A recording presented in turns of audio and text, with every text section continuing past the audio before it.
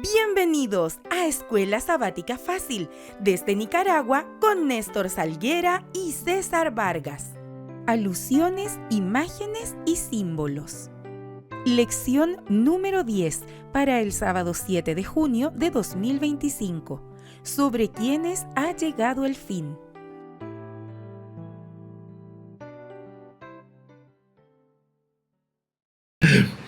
Bienvenidos, queridos amigos y queridos hermanos, a Escuela Sabática Fácil. Es un gusto, es un placer estar nuevamente con ustedes compartiendo estas lecciones para conocer más a nuestro Dios. Como siempre, su servidor Néstor Salguera. Así es, y como de costumbre también su hermano en Cristo, César Vargas. ¿Cómo ha estado, César? Pues bien, gracias a Dios, Néstor. Gracias a Dios por esa lluvia que ha caído sobre esta tierra y que ha refrescado bastante que nos hacía falta ya. Así es, ya por fin el invierno apareció, ya aquí estoy, dice. Gracias a Dios también porque hemos llegado otra semana más para comentar la lección ya número 10. Recordemos que estamos estudiando el libro o el folleto Alusiones, Imágenes y Símbolos. Cómo estudiar la profecía de nuestro segundo trimestre de este año 2025. Así es. Ya hemos avanzado mucho, ¿verdad, César? Creo que hemos aprendido bastante. Así es, gracias a Dios por todas las lecciones. Y cada día se pone mejor, como decimos nosotros. Hay mucho que aprender acerca de las Escrituras. Y esta semana tiene un enfoque especial, porque tiene que ver con el fin del tiempo. En otras palabras, esto te iba a decir, tiene que ver con nosotros. Así es. Recuerden también, hermanos y amigos, que estamos estudiando el libro Consejos sobre la obra de la Escuela Sabática de la escritora Elena G. de White. Y en la página 39, César, encontramos el consejo. Dice así: cada punto de la verdad ha de ser analizado, porque la verdad de Dios no tiene límites. Y al estudiarla, tanto los maestros como los alumnos deberían sentir el más vivo interés por saber lo que Dios ha dicho. Amén. Amén. Qué maravilloso. Ahora, no es solamente que vamos a leer algo de la Escritura y quedarnos, sino que hay que analizar con cuidado, ¿verdad? Lo que Dios quiere darnos a conocer. Así es. Jesús dijo que la Biblia es como un tesoro escondido. Así es. Hay que buscarlo, hay que cavar para encontrar las verdades. Y entre más excavamos, más nos estamos llenando, ¿verdad? Del conocimiento. Está mejor, así hacen los mineros, ¿no? Así es. Van a lo profundo de la tierra para sacar de lo mejor. Y eso tiene que ver también con nosotros, nuestros estudios con la Biblia. Un estudio así superficial, podemos aprender algo, pero lo bueno, como dice la lección, es analizar cada punto. Así es. Bueno, queremos entrar entonces al repaso de esta semana, César. Vamos a orar. Querido Dios y Padre amado, te damos gracias por la vida, oh Dios. Gracias porque nos tienes aquí. Gracias porque en tu misericordia, Señor, nos has dado la oportunidad de poder, Señor, compartir estos estudios, estos comentarios, oh Dios. Que tu Espíritu Santo, Señor, sea tomándonos a nosotros, tomando también a todos los que nos ven, a los líderes de escuela sabática, a los maestros, para que podamos, oh Dios, poder aprender y enseñar de lo que tú tienes para nosotros. Padre, bendícenos en el nombre de Jesús. Amén. Amén y amén. Lección 10 para el sábado 7 de junio, César. ¿Tiene como título? Los que han llegado al fin del tiempo. Al fin del tiempo. Y el texto para memorizar está muy bueno, César. ¿Puedes leerlo en 1 Corintios 10, 11 y 12? Y así es. Estas cosas le sucedieron por ejemplo y fueron escritas para advertirnos a nosotros, a los que han llegado al fin del tiempo. Así, el que piensa estar firme, mire que no caiga. Así es. El apóstol Pablo ahora nos está dando, César, un vislumbre, por decir así, de lo que ha sido todo, o sea, todo lo que está escrito, dice que ha sido de ejemplo, ¿verdad? Es decir, me gusta lo que dice el proverbista, ¿qué es lo que fue? Lo mismo que será, ¿verdad? Y no hay nada nuevo bajo el sol. Así que, dice la introducción, César. Sí. La Biblia abunda en relatos acerca del pueblo de Dios que apuntan a acontecimientos futuros y contienen claves para entender la verdad presente. Sin anular la libertad de conciencia de cada persona, Dios puede guiar perfectamente los acontecimientos que ocurrirían en los últimos días para que sucedan tal y como Él se lo reveló a los profetas. La relación entre los eventos finales y algunas importantes historias bíblicas es obvia, pues en el Nuevo Testamento se refiere a ellas al describir los eventos de los últimos días. Tal es el caso en la destrucción de Sodoma y Gomorra y el diluvio. Otros relatos bíblicos requieren ser estudiados cuidadosamente para extraer de ellos las verdades que nos han sido reveladas en la palabra del Señor. Amén. Qué bonito, porque nos está mandando César a dos eventos de juicio, ¿verdad? Que fueron ejecutados directamente por Dios, y que vamos a aprender a detalle que lo que Dios hizo no lo hizo porque Él quiso hacerlo, sino porque Él ya había, ¿verdad?, preparado, por decir así, ya había enviado esos mensajes. Y durante las próximas 2 semanas que estamos hablando de esta, César, a la otra examinaremos una serie de relatos, ¿verdad?, clave, que abordan la segunda venida de Jesús, abordan el juicio investigador, la crisis final y otros, ¿verdad?, otros temas. Y como resultado de ese estudio, veremos que Cristo está en el centro de todo y debe ser el objetivo final de todo empeño por comprender las profecías. Es decir, que el centro de todo esto es Jesús. Así es, todo lo que nosotros estudiamos en la Biblia, incluso las profecías, tienen que ver con Cristo. Así es. Así que con esta introducción pasaremos al día domingo, César, 1 de junio, la ira del Cordero. Y aquí nos manda, ¿verdad?, a leer Apocalipsis capítulo 6, versículos 12 al 17. Considera los detalles de las respuestas de estas personas ante el desarrollo repentino de los acontecimientos finales, que dice, y hace una pregunta, César, ¿qué notas en su respuesta? Me gustaría leer estos versículos, César. Dice Apocalipsis 6, versículo 12, lo siguiente: miré cuando abrió el 6º sello, ¿verdad?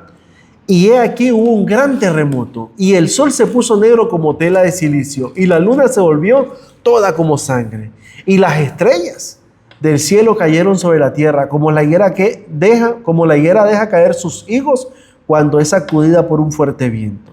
Y el cielo se desvaneció como un pergamino que se enrolla, y todo monte y toda isla se removió de su lugar. Ahora, aquí, César, en estos versículos encontramos los detalles que están ocurriendo, digamos, en la naturaleza, Sí. ¿verdad? En la tierra. Al momento o instantes antes de que venga Jesús. Correcto. Ahora, ¿qué pasa con los habitantes de la tierra? Dice el versículo 15, y los reyes de la tierra, ¿verdad?, y los grandes, y los ricos, y los capitanes, y los poderosos, y todo siervo y todo libre, se escondieron en las cuevas entre las peñas de los montes. Y decían a los montes y a las peñas: caed sobre nosotros, y escondernos del rostro de aquel que está sentado sobre el trono y de la ira del Cordero. Y el versículo 17 dice: porque el gran día de su ira ha llegado, y ¿quién podrá sostenerse en pies? Estudiando estos versículos, me he dado cuenta de que antes de que Cristo venga, van a haber unos movimientos en la tierra, como lo está describiendo ahí. Pero también vamos a ver que todos los que aparecen allí, los reyes, los ricos, los grandes, son personas que nunca quisieron aceptar el mensaje de Jesús. Uh-huh. Ahora, y que no ignoran eso, porque dice: escóndenos de aquel. O sea, ellos ya sabían que iba a venir ese día, ¿verdad? Eso es lo que te iba a comentar, que ellos no dicen qué es lo que estará pasando. Ellos están conscientes de lo que está sucediendo. Están conscientes, correcto. O sea, que alguna vez escucharon hablar de Jesús y de todas esas cosas, pero nunca aceptaron el mensaje. O sea, no los agarra por sorpresa. Así es. ¿Verdad? Sino que ellos están claros de lo que está, de que lo que está sucediendo es lo que ellos ya habían sido, digamos, de alguna manera invitados o advertidos, ¿verdad? Dice el comentario: Uh-huh. antes del fin, el evangelio es llevado a todas las naciones, dice Mateo 24:14. Uh-huh. Y los mensajes de los 3 ángeles son comunicados a todo el mundo. Sin embargo, habrá personas que serán sorprendidas, no por falta de información en lo que estamos hablando, sino por su negativa a creer y a obedecer. Esta será la razón por la que se perderán. Así es. Y es importante notar que la información que Dios ha dado a la tierra, ¿verdad? Sí. Es una información valiosa para todo ser humano. Es la única información que necesitamos saber. Por ejemplo, San Juan 3:16 dice: porque de tal manera amó Dios al mundo. Y si tú preguntas, César, a alguien en la calle, te va a responder ese texto, te lo va a decir si se lo sabe, aunque no sea cristiano. Y el más famoso, entonces, sí, hasta en las películas salen esto. Hasta en las películas, correcto. Entonces vemos que no se van a perder por falta de información acerca de la salvación, sino por no haber aceptado ese mensaje. Así es. ¿Verdad? Bueno, Mateo 24, 36 al 44, Jesús nos invita ahí, dice, como en los días de Noé. Así será la segunda venida del Hijo del Hombre. Ahora, ¿qué pasaba en los días de Noé? ¿Qué sucedió en ese tiempo para que podamos aprender nosotros? Sí. Miren, para que nosotros podamos, no nos vamos a adelantar porque el día lunes hablaba acerca de eso, Sí. pero en los días de Noé, César, recordemos que Génesis capítulo 6, donde se registra esa historia, habla de que la maldad de los hombres, en primer lugar, dice, había llegado ¿hasta dónde? Hasta el cielo. Pero en esos días, la gente había recibido, César, un mensaje de salvación, un mensaje de amonestación, un mensaje de amor, un mensaje que ellos durante 120 años no lo quisieron aceptar, ¿verdad? Pero Jesús señala la historia del diluvio para advertirnos de su segunda venida. Será una sorpresa para muchos. Al igual que en la segunda venida, el diluvio no sorprendió al mundo por falta de información. Noé predicó durante 120 años a un mundo que se negaba a creer. Se le dijo que iba a suceder, simplemente no quisieron creer. Sí. Y mira, y Dios en su misericordia, dice el 2 de Pedro 3:19, que Él no es que tarda su promesa en venir, sino que Él quiere que todo el mundo se salve. Así es. Pero cuando pasa mucho tiempo, muchas personas toman al revés la cosa. O sea, ellos piensan que como pasó tanto tiempo ya no va a suceder. Dios ya se olvidó, ya más ni existe o fue una mentira. Así. Pasó con Noé. Y entonces, dice acá, algunos se preguntan, ¿dónde está la promesa de su venida? Desde que nuestros padres durmieron, todas las cosas permanecen como desde el principio de la creación, dice 1 de Pedro 3, 4 y 3 y 4. Este sentimiento irá en aumento a medida que pasa el tiempo. O sea, y a nosotros nos dicen, pues si Jesús vino, dijo que iba a venir hace tiempo, los apóstoles le esperaron, todos nuestros, los reformadores lo esperaron y seguimos esperando. ¿Hasta cuándo? Y no viene. No viene. Y hay personas que dicen, ya no va a venir. Sí, o sea, lo que te quiero decir, lo que la misericordia de Dios le está concediendo, lo toman más bien al contrario. Así es. Mira, los pecados que acarrearon la venganza sobre el mundo diluviano o antediluviano existe hoy. El temor de Dios ha desaparecido de los corazones de los hombres y su santa ley se trata con indiferencia y desdén. Es decir, que el problema principal, que es lo que vamos a estudiar en esta semana, es acerca de la inmoralidad que ha venido, César, invadiendo todos los corazones de todos los hombres. Pero mira que Jesús dice que, dice acá el texto, porque como en los días de Noé la gente se casaban, bebían, comían, hasta el día en que no entré en el arca. Pero dice aquí un comentario, Dios no condenó a los antediluvianos porque comían o bebían, pues Él les había dado los frutos de la tierra y en gran abundancia para satisfacer sus necesidades. Así es. Su pecado consistió en que tomaron estas dádivas sin ninguna gratitud hacia el Dador y se rebajaron entregándose desenfrenadamente a la glotonería. Así es. Y nos pasa a nosotros, o sea, Dios nos ha concedido algunas cosas, o todas las cosas, mejor dicho, y a veces le damos por sentado de tal manera que hasta nos olvidamos de darle gracias a Dios hasta por la comida que tenemos. Y decimos, todo lo que tengo es porque yo lo he adquirido, lo he ganado, he luchado por ello. Sí, o sea, Dios no está en la mente de estas personas por ninguna parte. Y ese es el pecado. Han apartado a Dios de su vida. Ese es el pecado que, o mejor dicho, César, esa fue la razón principal por la cual cayó juicio, ¿verdad? Así es. Dios tuvo que interceder. Ahora, dice el día lunes 2 de junio, César, la evangelización de Noé. ¿Qué pasó con Noé? Bueno, recordemos que Pedro, como tú mencionabas, nos recuerda que muchos no estarán preparados para el regreso de Cristo porque intencionalmente ignoran. No, o sea, no es que ellos no saben, intencionalmente están ignorando que Cristo va a venir por segunda vez. ¿verdad? Lo que ocurrió en ocasión del diluvio y en la actualidad, aunque un asombroso número de culturas, desde los antiguos griegos hasta los mayas, registran la historia de un diluvio global y devastador, la narración bíblica acerca del diluvio es una de las más ridiculizadas, ¿verdad? O sea, eso es mentira, eso es pura fábula, eso no existió. Sí. Pero bueno, si nosotros tenemos la palabra de Dios, tenemos que creerla, porque así fue. Ahora, los antidiluvianos no fueron, César, tomados, digamos, a quemarropa. No, para nada. ¿Verdad? Porque si Noé predicó 120 años, imagínate ahora un mensaje o una campaña de 120 años. No era para que estas personas pudiesen haber decidido por Cristo. Fíjate que el comentario de hermana White dice que algunos lo creyeron y otros murieron en la fe. O sea, en esos 120 años hubo gente que trabajó en el arca ayudando a Noé, pero pasó el tiempo, algunos creyeron y murieron. Y murieron. Y otros, dice acá el comentario,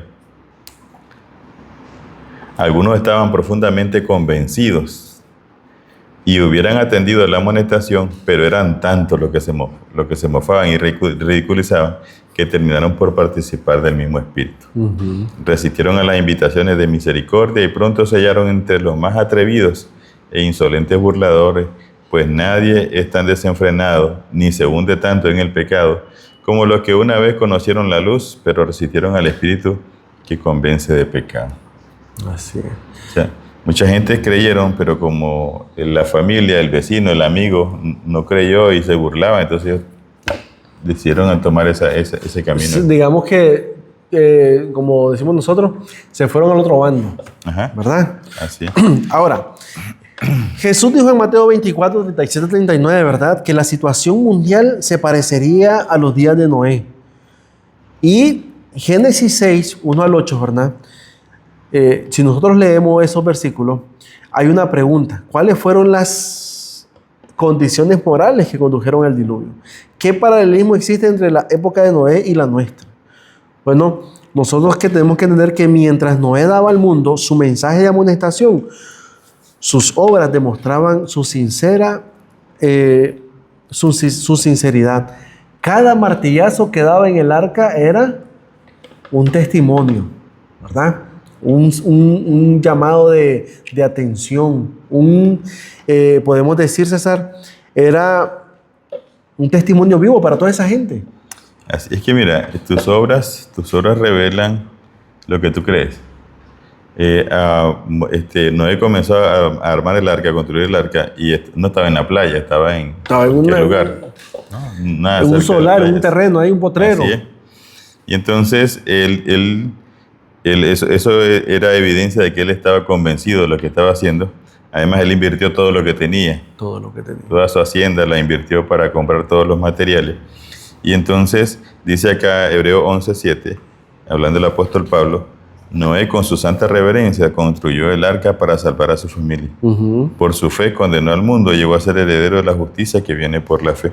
Amén. Y es interesante que lo que hemos hablado, nosotros somos salvos por gracia, pero mis obras revelan lo que creo. Así es. ¿Okay? Yo no puedo decir, porque Noé pudo haber dicho, bueno, si hay gracia ante tus ojos, pues que lo salvaré ya. Así es. Pero él debía demostrar por sus obras que creía en lo que creía. Y Noé, en el momento mismo que Dios le dijo, César, vendrá un diluvio, desde ese momento él comenzó a trabajar como que ya la promesa la tenía cerca, ¿verdad? Como que era ya. No esperó. Bueno, aquí el Señor dice que de 320 años voy a descansar ¿no? Ahí nomasito comenzó él a trabajar, ¿verdad? Los que estaban preparadas, dicen, las que estaban preparadas entraron con él en la boda. Aquí hablando, César, acerca de, dice la sierva del Señor, el conflicto de los siglos, ¿verdad? Hablando de la puerta de la misericordia. Todavía no hemos llegado al punto en que no haya resultado, aunque se nos ha dicho que se acerca el momento en que habrá terminado el tiempo de gracia y será cerrada la puerta de la misericordia. Así que las palabras, las que estaban preparadas entraron con él en la boda y se cerró la puerta. nos conducen a través del ministerio final del Salvador, hasta el momento en que quedará terminada la gran obra de la salvación del hombre. ¿Tú te acuerdas de las vírgenes? En Mateo 25. Sí. Llegaron y unas dijeron, dennos aceite, y las otras andaban aceite. Y entonces dijeron, no, ¿cómo te podemos dar? Mejor vayan a traer más, pero si nos acaban. Y entonces que vino el esposo, entraron, se cerró la puerta y ya las otras no pudieron entrar. Y es interesante porque muchas personas piensan que la puerta de la misericordia va a estar abierta siempre. Así es. Y esto no es cierto. En el tiempo de Noé se cerró 7 días antes de que lloviera. Y aunque el mundo no sabía, ya estaban condenados porque no iban a abrir la puerta. Porque quien la cerró no fue mano de hombre. Así es. ¿Verdad? En el tiempo de las vírgenes, como tú hablabas de Mateo 25, la puerta se cierra y las vírgenes quedan fuera. Y es más, el novio le dice, ni siquiera las conozco, no sé las quiénes conozco. son. No sé quiénes son. O sea, Así siempre hay en referencia, ¿no?, a que hay un tiempo límite que Dios nos da. Claro, lo importante acá es que Dios nunca deja las cosas sin previo aviso. Así es. Dios siempre le da una amonestación, lo hizo en el diluvio, lo hizo en Sodoma y Gomorra, como lo vamos a ver más adelante.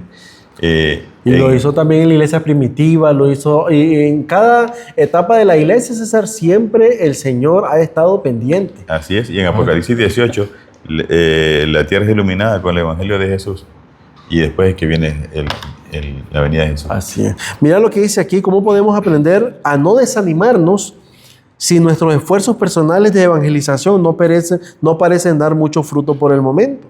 ¿Por qué debemos seguir esforzándonos? Y nos manda que leamos Juan 4:35 a 37. Los esfuerzos que hagamos nosotros, familia, por la evangelización, recordemos que esta obra no es nuestra, Sí. ¿verdad? Ahora, quizás hay momentos en que tú has visitado algunas familias, las has visitado y no han aceptado el mensaje. Pero esos esfuerzos, con la ayuda de Dios y por su misericordia, pueden llegar a tener fruto. Fíjate que yo recuerdo una vez que escuché esto. Llegó un cristiano al hogar de una familia y le regaló un libro. Al padre de familia, un libro. Él tomó el libro y lo puso en su mueble, no lo leyó. Pero llegó un amigo de él y le dice, fíjate que platicando, y entonces miró el libro y le dice, oye, ¿me lo prestas para leer? Sí, está bien, llévatelo. Y el hombre se hizo cristiano. O sea, que el libro, aunque estaba en la casa del que lo recibió, quien lo recibió fue otra persona que se llenó de eso, ¿me entiendes? O sea, que el mensaje, a veces tú puedes estar predicándole a alguien que puede estar enfermo, pero el que está sano a la par, puede recibir ese mensaje. Así es. ¿Verdad? Ahora, nosotros no conocemos la obra del Espíritu Santo. Así Nuestro es. trabajo es darla a conocer, ¿verdad? Y Dios va a hacer el resto. Ahora, decía el apóstol Pablo, uno es el que siembra, el otro es el que riega, pero la cosecha es la del Señor. Así es. O sea, tú haz tu parte. Mi trabajo es este. Y no te estés fijando en el otro si hace o no hace. Para finalizar este día, César, pero aunque los hombres fueron tan perversos, Dios no los destruiría sin previo aviso. Y durante este tiempo de gracia, el mensaje de advertencia de Noé debía resonar en sus oídos. Amén, ¿verdad? sí. Y ese mensaje también debe resonar en nuestros oídos ahora también. Sí, o sea, cada canto que se oye, cada prédica que se oye, cada texto que uno lee, es el llamado. Es el llamado llamado de Dios hacia nosotros para que podamos ponernos a cuenta y esperar ese segundo retorno. Así es. Bueno, pasamos al día martes 3 de junio, perdón, me quiero adelantar. La historia de Sodoma y de Gomorra. Otra historia interesante, y esa se encuentra, bueno, en el libro de Génesis. Génesis capítulo 19. Sí. Sodoma y Gomorra, las ciudades de la llanura, se han hecho legendarias por su maldad y se convirtieron en el primer ejemplo de poblaciones destruidas por el fuego del cielo. Interesante, ¿verdad? Así sí. lo dice el libro de Judas. Y nos manda a leer ahí 2 de Pedro 2, 4 al 11, Judas 5 al 8 y Ezequiel 16, del 46 al 50. Y dice, y ponga atención a todos los detalles. Y la misma pregunta, César, ¿cuáles fueron las condiciones morales que desembocaron en la destrucción de esas ciudades y qué paralelismo existen en la condición actual en el mundo? ¿Verdad? La advertencia dada a través del relato de Sodoma y Gomorra a quienes viven en la tierra en estos últimos días es clara. Finalmente, los malvados también serán destruidos por el fuego, como se describe con tanta claridad en Apocalipsis 20.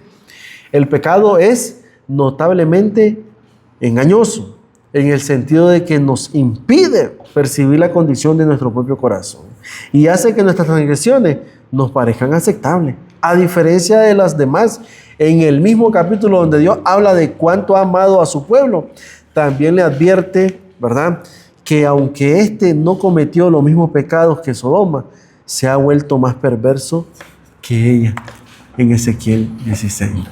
Es interesante, mira, el apóstol Pablo, si ustedes leen Romanos capítulo 1, del 18 al 32, habla todas las cosas que así se hacían en Sodoma y Gomorra. Pero, dice aquí el comentario, la descripción que hace el Pablo del pecado de los gentiles o paganos no pretendía que los judíos se sintieran superiores. La idea es que el pueblo de Dios comprendiera por fin la gravedad de sus propios pecados. O sea, en lugar de sentirte mejor y superior a ellos, lo que vas tú a examinarte. Así es. Para ver que no estés en esa situación.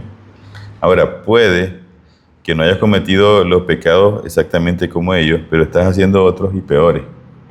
Porque ahí habla Ezequiel 16, 46 y 50, habla de Sodoma y Gomorra, pero también dice que Judá e Israel se prostituyeron. Y no lo hicieron tal vez literalmente, pero al dejar a Dios y a tener otros dioses, sus pecados eran mayores porque ellos tenían la luz, ellos tenían el conocimiento. Así es. No es lo mismo una persona que lo hace por ignorancia a una persona que con todo el conocimiento lo hace. Es decir, Entonces, que está consciente. El pecado es más grande. Y me gusta porque si nosotros leemos abajo, viene y ahora aparece en la escena Natán, ¿verdad? Natán viene y se va donde David y le dice: Natán, fíjate que hay un hombre que tenía muchas ovejas y un visitante pasó por ahí y le quitó la oveja a otro al pobre que tenía. Tenía solo una. Que solo tenía una. Y entonces dice que el furor de David se encendió y dijo: ese hombre tiene que pagar 4 veces la oveja. Ahora, y Natán, ¿verdad? Con la sabiduría que Dios le había dado, le dijo, y no sé si Natán, ¿verdad? Al darle esa historia, era para que David pudiese examinarse él. Esa era la idea. ¿Verdad? Y decir: ese hombre eres tú. La idea era que él, como hacerle un shock. Un shock, correcto. Choque eléctrico ahí, de alguna manera, para que él entendiera la gravedad del asunto. O sea, que fue como un despertamiento, ¿verdad? Sí, pero te digo, fue como un choque eléctrico para que él cayera en la realidad. Y entonces, él le da el veredicto porque lo que hizo el hombre, supuesto, es injusto. Es injusto. Pero no ha caído en cuenta que lo que él hizo es mucho mayor que lo que este hombre pudo haber hecho, porque estamos hablando de un animalito. Sí. Y entonces él se da cuenta, y en ese mismo capítulo él pide perdón al Señor y todas esas cosas. Sí. Y lo bonito de todo esto es que cuando David pide perdón, Natán le dice: no te preocupes, Dios ya te perdonó. Amén. O sea, siempre Dios está atento a perdonarnos, siempre y cuando no nos acerquemos acá. Y me gusta porque el llamado que hace el Señor, César, no es al mundo exterior, ¿Sí? sino que es a su pueblo elegido, ¿verdad? Así es. Al pueblo. En este caso, David era su representante, era el rey. Por eso te digo, cuando nosotros leemos cosas ahí, no es para decir: hombre, yo soy mejor que esta persona, yo debo estar en el cielo. Así es. Sino que examinarte, porque tal vez no cometemos algo, pero lo hacemos de otra manera. Lo hacemos de otra manera. Y entonces pedir la dirección del Señor. Así es. Para finalizar, dice: el espíritu de Abraham fue el espíritu de Cristo, el mismo Hijo de Dios. Es el gran intercesor en favor del pecador. El que pagó el precio de su redención conoce el valor de cada alma humana. Es decir, que Cristo es el que está, digamos, César, el más interesado en que todos podamos alcanzar la salvación. Así es, si no estuviera haciendo lo que hizo. Así ¿verdad? es. Lo que hizo y lo que está haciendo, perdón, ahora por cada uno de nosotros. Así es. Bueno, pasaremos al día miércoles 4 de junio, César, el juez De toda la tierra. de toda la tierra. Y aquí encontramos en este capítulo la conversación de Abraham con Dios, ¿verdad? Así Qué es. maravilloso, Dice el ¿eh? relato de Génesis capítulo 18, Néstor, que Dios se le aparece allá a Abraham con 2 ángeles más. Y en primer lugar, de la conversación que tuvieron fue acerca del hijo prometido. Sí. El próximo año iba a dar a luz Sara. Sara a Isaac. Y luego comenzaron a platicar acerca de las ciudades malvadas, ¿verdad? Y entonces viene la pregunta de Abraham. La pregunta del millón. La pregunta dice Abraham, Señor, pero en esa ciudad debe haber justos. Deben haber por lo menos 50 justos. ¿La vas a destruir con esos 50 justos?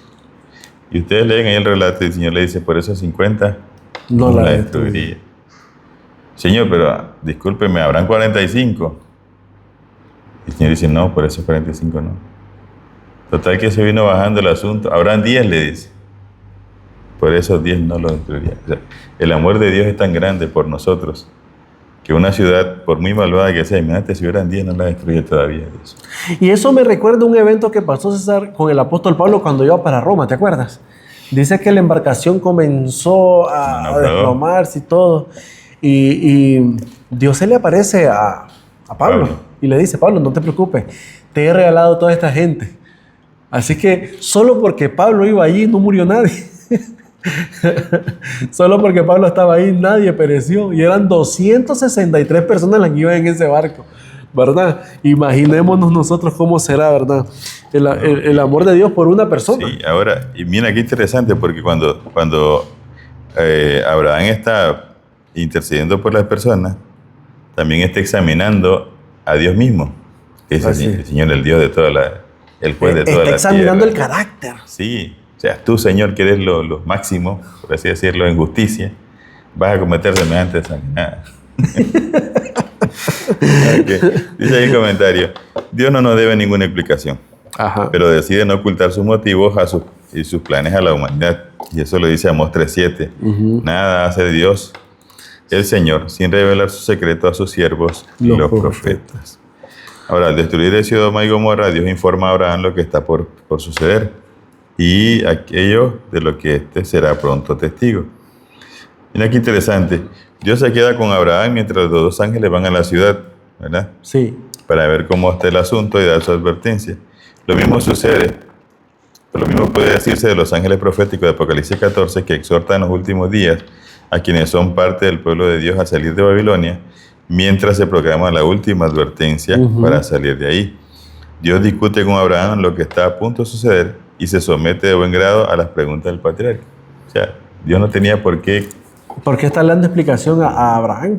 Sí. Imagínate. Pero en su, digamos, César, en su comunión, ¿verdad? Dios no quería ocultarle nada a Abraham y entonces le dijo, ¿verdad? Y ahí comienza, ¿verdad? Donde tú mencionabas, harás morir al justo con el impío. Lejos está de ti hacer esto, ¿verdad? Pero ya el Señor le había dicho a Abraham lo que iba a pasar. Bueno, dice el comentario, Néstor, del mismo modo, antes que llegue el fin del mal y de los malvados, Dios abre los libros en el cielo, Apocalipsis 24 y del 11 al 15, y nos permite acceder a la evidencia antes de hacer descender fuego sobre la tierra. Es decir, tendremos 1000 años para obtener la respuesta a muchas preguntas a las que ahora no tenían respuesta. Y qué interesante, porque estamos hablando en la tercera venida de Jesús. Cuando Jesús venga con la Nueva Jerusalén, ya todos los casos van a estar, digamos, César, aclarados. Ya. ¿Verdad? Así. Y entonces cuando Cristo venga y la tierra sea purificada y el mal sea, como dicen, de raíz desaparecido, entonces ya los redimidos van a estar conscientes y claros del porqué, ¿verdad? Así es. Y también los que están afuera van a estar claros del por qué están afuera. No es solamente que los redimidos, sino que también los que se perdieron. Así es interesante. Ustedes leen el libro Conflicto de los Siglos y el Historia de la Redención y todos esos libros dan una descripción de todo lo que sucederá. O sea, Dios no va a destruir a nadie sin antes mostrarle el motivo por el cual se perdió. Así es. Le va a mostrar por qué, si estuvo en iglesia y se apartó, en qué punto se apartó y todas esas cosas. Y el que nunca llegó, pues con mucha más razón. Así es. César, antes de ejecutar su juicio final sobre los perdidos, el Señor nos dará 1000 años para entender por qué lo hará. ¿Qué nos dice esto acerca de su carácter y de cuán dispuesto está al escrutinio de sus acciones y por parte de los seres creados que dependen totalmente de Él para existir y que no tienen ningún derecho inherente a conocer estas cosas. El Señor, en su bondad y en su misericordia, está abierto a nosotros. Él no quiere ocultarnos nada, César. Dice, aquí está todo lo que yo estoy planeando. O sea, si nos perdemos, es porque queremos. Y si nos salvamos, es porque queremos también. Así es, siempre hay una decisión de por medio y es la que nosotros debemos tomar. Por eso el jueves, el 5 de junio, habla del juicio previo al advenimiento. Y ahí nos da unos detalles interesantes. Dice, la descripción del juicio que se encuentra en Daniel 7 nos permite ver detrás del velo una oportunidad impresionante de observar cómo actúa Dios para resolver el problema del pecado y para redimir a quienes desean vivir en una relación de pacto con Él. Interesante, a los que deseen, ¿no? Siempre habla de nuestra decisión. Nos manda a leer ahí Daniel capítulo 7 y versículos 9, 10, 13, 14, 22, 26 y 27. Pregunta, ¿cuál es el objetivo principal de este juicio? ¿Cuál es el veredicto emitido al final? ¿Qué nos dice acerca del plan de salvación? Ahora, muchas personas, César, cuando escuchan la palabra juicio, entran en temor. Claro, cualquiera se siente temor que te vayan a enjuiciar. Te van a examinar. Sí, te van a examinar, ¿verdad? Pero nosotros, como adventistas del séptimo día, hablando de la doctrina del juicio, nosotros tenemos claro y entendemos que el juicio no es para atemorizarnos, sino más bien para que podamos entender qué es lo que va a pasar con nosotros al final. Porque recordemos que el apóstol Pablo, Salomón, dice que toda obra, ¿verdad?, sea buena o sea mala, será traída delante de todos para que podamos ver qué es lo que hemos hecho. Ahora, el juicio previo al advenimiento, César, ¿qué significa? Ok, mira, esto lo vamos a ampliar a propósito de la próxima semana. Sí. El juicio previo al advenimiento, el juicio en realidad tiene 3 etapas. El juicio previo es el que se realiza en Daniel capítulo 7, que es el que vamos de mencionar, donde se examina a los santos, no para condenarlos, sino para salvarlos a través de la intercesión de Jesús. Y ustedes leen que Daniel capítulo 7. Dios ahorita está intercediendo para los que se van a salvar.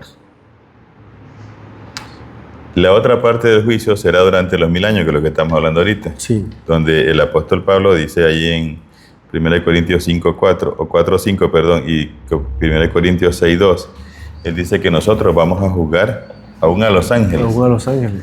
A los ángeles caídos. Eso se hace durante los el 1000 años. El milenio. Todo eso queda. Y luego la ejecución del juicio, que va a ser en la tercera venida de Jesús a esta tierra después de los 1000 años. Pero ahorita lo que nos interesa es el previo al advenimiento, porque tiene que ver con nosotros. Dice el versículo 14 que Jesús recibe su reino, o sea, recibe la lista de los santos, los que desearon, como dice ahí, salvarse. Número 2, la idea es absolver a los santos. Y absolver es declararlo libre de responsabilidad penal a los santos, porque dice la Biblia en el versículo... me perdí ahorita el versículo, que el juicio en favor de los santos. Bueno, ahí mismo en Daniel 7. Daniel 7:22. Sí, y también terminar con el dominio del mal, porque dice que al final Dios va a cargar, ¿sí?, ¿verdad?, a quitar todo el dominio que hay aquí sobre la tierra en contra de sus hijos y también a terminar con el mal. Así es. César, cuando hablamos acerca de este juicio previo al advenimiento, ¿entendemos advenimiento? A la venida de Jesús. A la venida de Jesús, sí, ¿verdad? Es decir, que nosotros, para los que no saben, nosotros somos la última iglesia que aparece en Apocalipsis capítulo 1, ¿verdad? La iglesia de la Odisea. Capítulo 3 de Apocalipsis. Capítulo 3 de Apocalipsis. Sí. Hablando de las 7 iglesias. Ahora, la Odisea, con razón, tiene el nombre de pueblo en juicio, ¿verdad? Que es el último, no, es la última iglesia y ya no hay más. Sí. Que es el tiempo que estamos viendo. Ahora, lo otro interesante es que este juicio previo al advenimiento es el que comenzó en 1844. Así es. ¿Verdad? Precisamente esa es la urgencia del mensaje, porque esto se está terminando. O sea, no sabemos cuándo se va a terminar, pero sí han pasado, qué sé yo, ¿cuánto llevamos ya? Así, ciento y pico de años. casi 180 años. 180 que se años. está anunciando esta cosa de que Jesús viene y entonces, y cuando Jesús se levante, como decíamos en el tiempo de Daniel. Don Neve, perdón, hablando del arca, Ujú. la puerta se va a cerrar y no va a haber, ya nadie va a poder entrar ahí. Así es. Bueno, una de las cosas, familia, que debemos de entender también, que el juicio que comenzó en 1844, que es el juicio investigador que nosotros llamamos, Sí. ese juicio es lo que va a determinar nuestro final. Es decir, ya una vez que nosotros dejemos de ser de esta tierra, ya por decir así, nuestro veredicto ya está dado, ¿verdad? Porque acordemos que Jesús en Apocalipsis 22:12 dice: he aquí que vengo pronto y mi galardón conmigo. Es decir, yo ya sé quiénes son los que van a recibir el galardón y quiénes no. Es correcto. En Daniel capítulo 7 dice la Biblia que está el Señor, está Dios, y luego aparece en las nubes Jesús. Uh-huh. Y cuando Él llega ante el Padre, se abren los libros y comienzan a examinar. Pero el apóstol Pablo dice que el juicio comienza, el juicio comienza por la casa del Señor. Del Señor. Eso es lo que estamos hablando de la primera etapa, ¿no? Sí. Este juicio de Daniel 7 es para salvación. O sea, si usted cree en el Señor Jesús, ha entregado su vida a Él, usted no tiene por qué tener miedo a este juicio. Más bien debemos alegrarnos, porque es para redimir a su pueblo, para que su nombre esté en esa lista de salvos que Jesús está recibiendo hasta el día de hoy. Así es. Ahora, mira lo que dice el comentario, Néstor. No cabe duda de que la humanidad es juzgada por Dios. Eclesiastés 12:14 asegura que Dios traerá toda obra a juicio, y Pablo nos recuerda que todos hemos de comparecer ante el tribunal de Cristo. Así es. Dios no necesita registro para saber quién será salvo Y quién no. o se perderá. Así es. Pero los ángeles, que han estado examinando el plan de salvación todo el tiempo, según 1 Pedro 1:12, naturalmente tienen preguntas. Ellos fueron testigos de la rebelión de Satanás. Vieron a un tercio de sus compañeros expulsados del cielo. Y ahora Dios nos trae ante Él. Dios abre los libros y permite que los santos vean lo que hay en ellos. Dios desde el principio sabía quién se iba a salvar y quién no. Así es. Pero los ángeles no lo saben, porque no son omnisapientes. Entonces Dios tiene que ir registrando cada paso para que ellos vayan aprendiendo y entendiendo. Porque si imagínate, nosotros en esta tierra hemos sido como somos y de repente estamos en el cielo y hay el ángel. ¿Y qué hace aquí? Ajá, ¿y cómo ¿Qué lo hacen trajo estos aquí? Y entonces hasta el mismo Satanás podría pedir su lugar ahí de vuelta. Así es. Sin embargo, Dios ha hecho paso a paso la situación para que todo el universo entienda y podamos estar claros. Y estemos claros de que si estamos allá una vez será por la sangre de Jesús. Amén. Bueno, y Apocalipsis dice esa pregunta también. ¿Y estos quiénes son? ¿De dónde han venido? ¿Verdad? Y entonces dice que estos son los que han salido de la gran tribulación y que se han mantenido, ¿verdad?, leal. La historia de la súplica de Abraham por Sodoma y Gomorra es un tipo, una prefiguración del juicio. Aporta un importante vislumbre acerca de este. Los pecados de Sodoma, obviamente, fueron investigados, ya que Dios menciona que la maldad de la ciudad era tan notoria que el clamor contra ella era grande. Eso lo encontramos en Génesis 18:20. Pero no solo Sodoma y Gomorra fueron investigadas. Ante su destrucción, Dios también permitió que Abraham evaluara si la decisión divina de destruir a los malvados era justa. Es decir, que Dios le dice: mira, Abraham, tú no me vas a comprender, pero yo te voy a dar por qué voy a hacer esto. Ahora te dejo a ti. Es decir, que en otras palabras, como quien jugó fue Abraham. Y dice: es verdad, Señor. Tú eres es que justo. mira, Abraham está haciendo como el papel de los santos. De los santos, correcto. Se van a salvar. Y ellos dicen: Señor, ¿y por qué se perdió fulano? Y entonces el Señor te muestra: por tal razón. ¿Por qué destruye la ciudad? Por 50 no, por 40 no. Y le está mostrando que no es por puro gusto que el Señor la quiere destruir. Así es. Tiene una razón de peso. Sigue diciendo el comentario: quien aparece en medio del juicio celestial en Daniel 7 es Jesús, un hijo de hombre, dice Daniel 7:13. Y también dice Mateo 20:28, cuya aparición es la única razón por la que este juicio es hecho en favor de los santos del Altísimo. Si Dios abre los juicios y Jesús no está ahí, todos estamos perdidos. Así es. Y hay que tenerlo siempre en cuenta. Solo su perfecta justicia hace que su pueblo salga airoso del juicio. O sea, la única esperanza que tenemos nosotros es que Jesús tome nuestro caso Así es. y nos cubra con su justicia. En otras palabras, tenemos que buscar a Jesús, nuestro abogado, para que Él nos atienda y Él nos presente. Recordemos que la justicia de Cristo está disponible para todo aquel que se siente, César, con un corazón contrito, arrepentido, y decir, Señor, por mí no puedo hacer nada. Mira lo que dice ahí la parte de abajo. Imagina que todos tus secretos estén expuestos ante nuestro santo Dios en ocasión del juicio. ¿Cuál es tu única esperanza en ese momento? Y la única esperanza que tenemos es Jesús. Así es, eso es lo que aclara el día viernes, Así que es. vamos ahorita. Sí. Bueno, hay 3 citas importantes aquí, César, ¿verdad? Patriarcas y Profetas, la página 100 y 101 dice. Bueno, dice ahí, el sumo sacerdote. Bueno, antes de leer este asunto, quiero decirles que esto está en la Biblia, en Zacarías capítulo 3, versículo 1 al 5.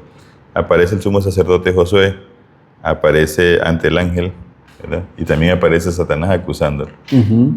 Y Josué está lleno de sus ropas sucias, llenas de pecado, porque él carga los pecados del pueblo. Satanás lo reclama como él. Pero dice la Biblia en Zacarías que Jesús es quien le quita la vestidura sucia y le pone vestidura blanca. Y le pone su mitra de santidad y todo. O sea, el hombre es pecador, es cierto. Satanás de alguna manera tiene razón, porque sí es pecador, es cierto. Así es. Lo reclama como suyo. Sí, pero la sangre de Jesús es la única que quita ese pecado. Así es. Y entonces aquí la hermana Juárez lo describe en Profetas y Reyes. Patriarcas y Profetas. Dice acá, el sumo sacerdote no puede defenderse a sí mismo ni a su pueblo de las acusaciones de Satanás. No sostiene que Israel esté libre de culpas. En sus andrajos sucios, que simbolizan los pecados del pueblo que él lleva como su representante, está delante del ángel, confesando su culpa, aunque señalando su arrepentimiento y humillación, y fiando en la misericordia de un Redentor que perdona el pecado. Con fe se aferra a las promesas de Dios. Es decir, que aunque él está así, César, confesando su culpa, aunque él está, digamos, humillado, como parece aquí arrepentido, él tiene a dónde ir. Así es. Él tiene a dónde ir. Y por eso es que se humilla. ¿Verdad? Y es lo que nosotros tenemos que aprender ahora. Tenemos a quién ir nosotros. O sea, que nosotros, aunque somos pecadores y Satanás nos acuse y nos diga, estás perdido, no, tenemos dónde ir. ¿Verdad? Y el que está esperando por nosotros está dispuesto a limpiarnos, como mencionabas tú, César. Amén. Las acusaciones de Satanás contra quienes buscan al Señor no son provocadas por el desagrado que le causen sus pecados. El carácter deficiente de ellos les causa regocijo porque sabe que solo si violan la ley de Dios, Él puede dominarlos. Sus acusaciones provienen únicamente de su enemistad hacia Cristo. Por el plan de salvación, Jesús está quebrantando el dominio de Satanás sobre la familia humana y rescatando almas de su poder. Es decir, lo que a Satanás le interesa es cortar la relación que tú tengas con Cristo. Él está empeñado en que tú ya no sigas buscando Así a Cristo. En realidad, como dice ahí, tus pecados más bien a él Lo fortalecen, por decir así. le causan regocijo. Sí. Pero él te acusa como para echarle en cara a Jesús. Así es. Como diciendo, mira, tú estás dando la vida por este hombre y mira lo que está haciendo. Me obedece a mí, no te obedece a ti. ¿Verdad? Y sigue diciendo ahí en Profetas y Reyes, el hombre no puede por sí mismo hacer frente a estas acusaciones del enemigo. Con sus ropas manchadas de pecado, confiesa su culpabilidad ante Dios. Pero Jesús, nuestro abogado, presenta una súplica eficaz en favor de todos los que mediante el arrepentimiento y la fe le han confiado la guarda de sus almas. Intercede por su causa y vence a su acusador con los poderosos argumentos del Calvario. Su perfecta obediencia a la ley de Dios le han dado toda potestad en el cielo y en la tierra, y él solicita a su Padre misericordia y reconciliación para el hombre culpable. Amén. Qué maravilloso, ¿verdad? Saber que aunque estamos en un mundo donde el pecado, César, está a las puertas, podemos, con la ayuda de Dios, podemos, con la presencia del Espíritu Santo, desistir o resistir, ¿verdad?, a esos pecados. Me gusta la parte que leíste donde dice aquí, César, su perfecta obediencia a la ley de Dios le ha dado toda potestad en el cielo y en la tierra. Y él solicita a su Padre misericordia y reconciliación para el hombre culpable. Así es. ¿Verdad? O sea, que si Jesús, estando en su ministerio terrenal, no hubiese dado a la ley lo que la ley estaba exigiendo, que era perfección, nosotros estuviéramos perdidos. ¿Verdad? Pero gracias a Dios Jesús venció. Y ahora nosotros podemos vencer por medio de su victoria, ¿verdad? Yo te ahorita que estabas leyendo eso me acordé de cuando Caín se presentó ante Dios y Dios no le aceptó su ofrenda. Dios le dice, si bien hicieres no serás enaltecido. Y si no hicieres bien, el pecado está a la puerta, lo que tú decías. Con todo eso, a ti será tu deseo y tú te enseñarás de él. O sea, tú puedes todavía hacerlo, puedes dominar ese asunto. Claro, lógicamente por la sangre de Jesús. Así es. Pero eso es una decisión que cada quien debe tomar. Y todos los días. ¿Verdad? De tal manera que podamos... es cierto que somos pecadores, pero la sangre de Jesús nos cubre y entonces ahora somos limpios delante de Dios. Familia, el Señor Jesús entregó su vida para que nosotros podamos ser rescatados, para que podamos ser transformados, para que podamos ser aceptos, ¿verdad?, en el amado de Dios, para que podamos ser personas diferentes. Dios quiere, ¿verdad?, que nosotros podamos estar del lado de Él. Jesús nos dijo que Él, César, dijo Jesús que separado de Él nada podemos hacer. O sea, nosotros no podemos vencer nada por nuestra propia fuerza. No hay manera. No podemos, no hay manera. Ni siquiera podemos, enfrentar o sacar esfuerzos. No podemos. Necesitamos la presencia de Dios en nuestras vidas. Mira, hay un pedacito aquí en Conflicto de los Siglos que me gusta, página 475. Hablando de esto de Jesús en el juicio, Jesús no disculpa sus pecados. De nosotros, es cierto, cometimos pecados, pero muestra su arrepentimiento y su fe, y reclamando el perdón para ellos, levanta sus manos heridas ante el Padre y ante los santos ángeles, diciendo, los conozco por sus nombres, los he grabado en las palmas de mis manos. Los sacrificios de Dios son el espíritu quebrantado, el corazón contrito y humillado. No despreciarás tú, oh Dios, dice el Salmo 51, 17. Amén. Si has pecado, si has cometido pecado, si te sientes culpable con ese sentimiento de culpa, no dejes que el enemigo te aceche con eso. Tenemos a quien ir. Amén. Tenemos quien nos libera de culpa. Tenemos quien nos da una oportunidad. Tenemos a quien puede limpiarnos, como tú decías, las ropas manchadas. Cristo las quita y nos viste con vestiduras limpias, siempre y cuando decidamos, porque es una decisión. Así es. Siempre y cuando queramos ir a Él, ¿verdad? Así hay que aprovechar el tiempo, como dice la Biblia, porque no sabemos cuándo la puerta de las gracias se cierra para mí personalmente, o para la humanidad cuando Jesús deje de interceder. Así es, porque hay dos maneras que se va a cerrar la puerta de la gracia. Cuando dejemos de ser, ¿verdad?, que vamos a morir, pues todos vamos a tener que pasar por ese proceso de la muerte. Y la segunda es cuando Cristo venga, ¿verdad? Así que es importante eso.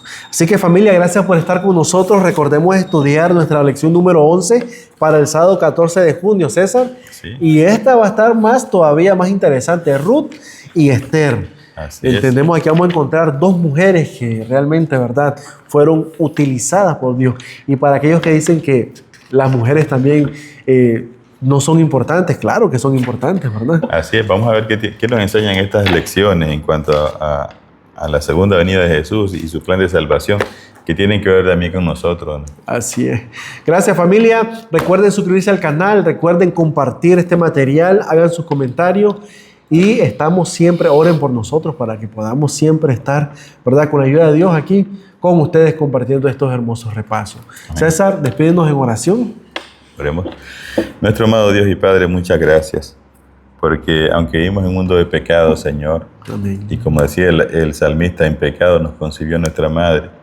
Señor, nosotros hemos pecado, pero gracias por la sangre de nuestro Señor Jesús. Gracias porque tenemos a dónde recorrer, a dónde correr en auxilio, Señor. Amén. Gracias porque tu palabra dice que tu mano todavía está levantada para recibirnos a cada uno de nosotros. Sí, sí. Padre, te confesamos nuestra falta. Tú conoces nuestros pecados, Señor. Pedimos que la sangre de Jesús sea suficiente en nuestras vidas y que tu Espíritu Santo, Señor, nos ayude a vivir de tal manera que podamos agradarte. Amén. Que nuestras vidas, Señor, sean testimonio para otras personas, para que te sigan también y alcancen salvación y vida eterna. Así es. Oramos, Señor, por todas las personas que nos ven en este programa, para que ellas también sean llevadas a través de tu Espíritu, Señor, hacia ti. Y también, oh Dios, podamos vernos cuando Jesús venga a esta tierra por segunda vez y podamos estar entre los redimidos. Amén. Padre, tu sangre sea suficiente para nosotros y nos confiamos, Señor, sabiendo que tú quieres salvarnos a todos. Tú eres el más interesado en eso, Señor, Sí, y por eso te alabamos y te damos gracias. Amén. Padre, en tu mano nos encomendamos y pedimos que nos ayude, Señor, a seguir adelante hasta que tú vengas en gloria, Señor, y te podamos ver, o hasta el momento, si nos permites descansar, podamos dormir bajo la sangre de Jesús. Amén. Gracias, Padre, por todo. Te lo agradecemos en el nombre de nuestro Señor Jesús. Amén.